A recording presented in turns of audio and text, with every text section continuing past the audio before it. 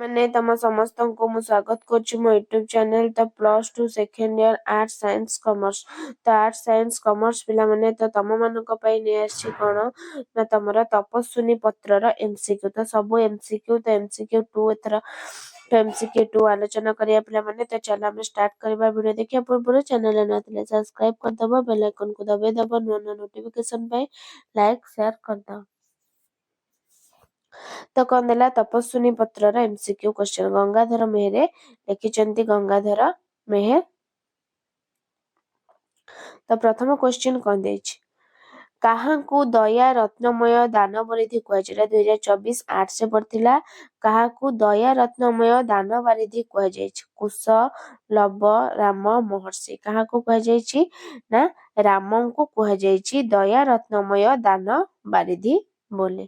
ପରବର୍ତ୍ତୀ କ୍ୱେଶ୍ଚନ, ନବଭାମା ବୋଲି କବି କାହାକୁ କହିଛନ୍ତି? ସୁନାର ସୀତା, ରୁକ୍ମିଣୀ, ସୀତା, ନବବିବାହିତା ଦ୍ୱିତୀୟ ପତ୍ନୀ। ନବଭାମା ବୋଲି କାହାକୁ କୁହାଯାଇଛି ନା ନବବିବାହିତା ଦ୍ୱିତୀୟ ପତ୍ନୀଙ୍କୁ କଣ ନା ନବଭାମା ବୋଲି କୁହାଯାଇଛି।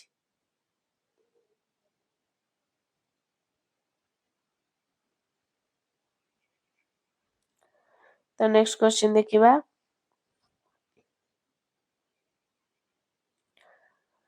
ସଦା ତୁମ୍ଭେ ତାପସଙ୍କ ଅଶାନ୍ତି ନାଶକ, ଏହା କାହାକୁ ଲକ୍ଷ୍ୟ କରି କୁହାଯାଇଛି? ବାଲ୍ମୀକି, ରାମଚନ୍ଦ୍ର, ଲବକୁଶ, ଜନକ। ତ କାହାକୁ କୁହାଯାଇଛି? ଏଇଟା ଦେଖ 2024 କମର୍ସ, 2023 ଆର୍ଟ୍ସ ସାଇନ୍ସ, 2022 ଆର୍ଟ୍ସରେ ପଡିଥିଲା।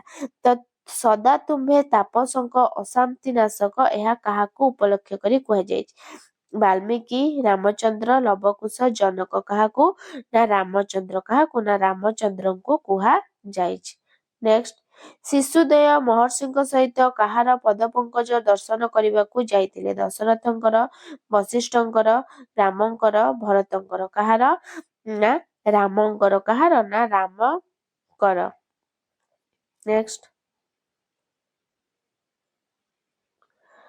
ମହାରାଜା କେଉଁଥିରେ ଦୀକ୍ଷିତ ହୋଇଛନ୍ତି ବୋଲି ବର୍ଣ୍ଣିତ? ମହାବ୍ରତ, ମହାଯଜ୍ଞ, ମହାଦୀକ୍ଷା, ମହାତ୍ୟାଗ। କଣ ନା ମହାଯଜ୍ଞ। ମହାରାଜା କେଉଁଥିରେ ନା ମହାଯଜ୍ଞରେ ଦୀକ୍ଷିତ ହୋଇଛନ୍ତି। ନେକ୍ସଟ, କାହାକୁ ରାମଚନ୍ଦ୍ର କିଛି ଅଧ୍ୟାୟ ନଥାଏ ବୋଲି କୁହାଯାଇଛି? ତାପସଙ୍କୁ, ତପସ୍ୱିନୀଙ୍କୁ, ପ୍ରଜାଙ୍କୁ, ମୁନିମାନଙ୍କୁ। କାହାକୁ ପିଲାମାନେ ନା ତାପସଙ୍କୁ କିଛି ଅଧ୍ୟାୟ ନଥାଏ। କଣ ନା ତାପସଙ୍କୁ ରାମଚନ୍ଦ୍ରଙ୍କ କିଛି ଅଧ୍ୟାୟ ନଥାଏ ବୋଲି କୁହାଯାଇଛି। ନେକ୍ସଟ, ଦୁଃଖିନୀର ପୁତ୍ର ଯୁଗ କିପରି ବୋଲି ବର୍ଣ୍ଣନା କରାଯାଇଛି? ଅବୋଧ, ଅକ୍ଷମ, ସାହସୀ, ଅଧମ। କିପରି ବର୍ଣ୍ଣନା କରାଯାଇଛି ନା ଅବୋଧ। କଣ ପିଲାମାନେ ନା ଅବୋଧ। ନେକ୍ସଟ, କାହାର ପ୍ରଣୟକୁ ସ୍ୱପ୍ନ ମନେ କରିବାକୁ ଅନୁରୋଧ କରାଯାଇଛି? ନବପ୍ରଣୟନ, ନୂତନ ଅଙ୍କଲାଗୀଙ୍କର, ନବମାମାଙ୍କର, ବୈଦେହୀର। କାହାର ପିଲାମାନେ ନା ବୈଦେହୀର। କାହାର ନା ବୈଦେହୀର। ନେକ୍ସଟ,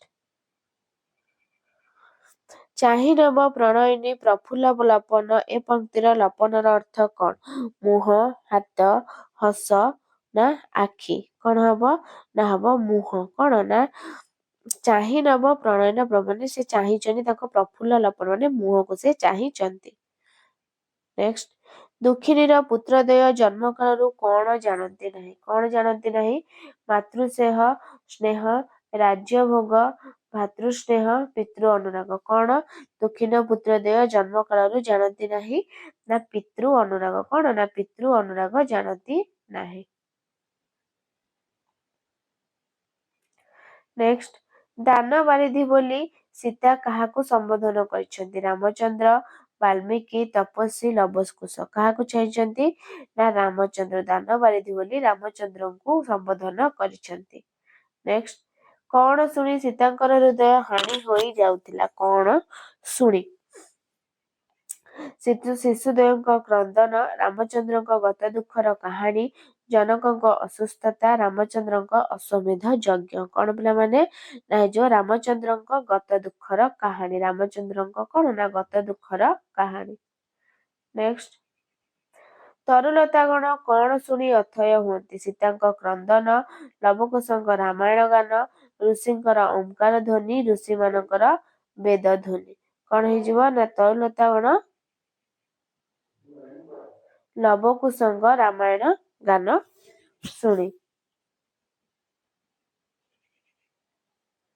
ନେକ୍ସଟ, ଅଶେଷ ରତନ ଧନ କ୍ଷମ ବସ୍ତ୍ରମାନ ଏ ଉକ୍ତିରେ କ୍ଷମ ବସ୍ତ୍ରର ଅର୍ଥ କଣ? ଉତ୍ତମ ବସ୍ତ୍ର, ମୂଲ୍ୟବାନ ବସ୍ତ୍ର, ଅମ୍ଳାନ ବସ୍ତ୍ର, ପାଟ ବସ୍ତ୍ର। ତ ଅଶେଷ ରତନ ଧର୍ମ କ୍ଷମ ବସ୍ତ୍ରମାନ ଏ ଉକ୍ତିର କ୍ଷମ ବସ୍ତ୍ରର ଅର୍ଥ କଣ? କଣ ନା ପାଟ ବସ୍ତ୍ର। ନେକ୍ସଟ, କେଉଁମାନେ ଯଜ୍ଞଶାଳାରେ ସିଦ୍ଧ କାମ ହେବ ବୋଲି କୁହାଯାଇଛି? ଜନ ସମୁଦାୟ, କାମୀ ସମୁଦାୟ, ଅର୍ଥୀ ସମୁଦାୟ, ମାନି ସମୁଦାୟ। କଣ ହବ ପିଲାମାନେ? ନା ହେଇଯିବ ଅର୍ଥୀ ସମୁଦାୟ। କଣ ନା ଅର୍ଥୀ ସମୁଦାୟ।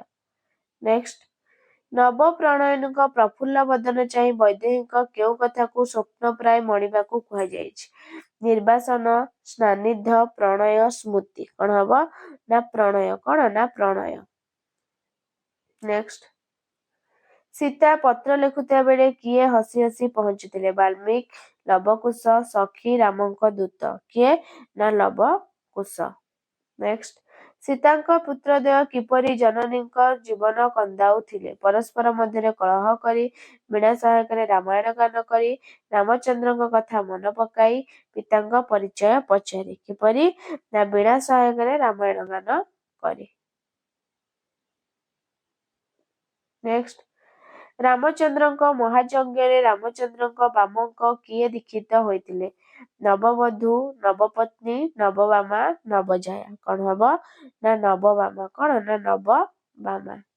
ନେକ୍ସଟ, ଗତ ଦୁଃଖର କାହାଣୀ କିଏ ଶୁଣାଇବେ ବୋଲି କୁହାଯାଇଛି? ବାଲ୍ମୀକି, ସୀତା, ଶିଶୁଦ୍ୱୟ, ଆଶ୍ରମବାସୀ। କିଏ?